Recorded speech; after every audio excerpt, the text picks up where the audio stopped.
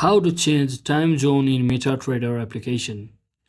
So hello guys, welcome back to my YouTube channel. In this video I'll be showing you how to change your time zone in MetaTrader application. So first thing, simply head over to your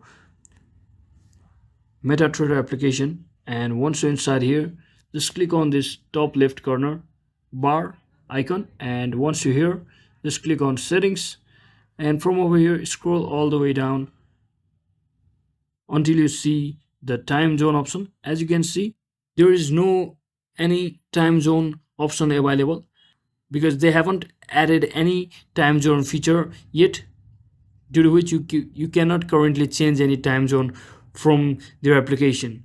So they might add the feature in the future, so you can't basically change any time zone from your application.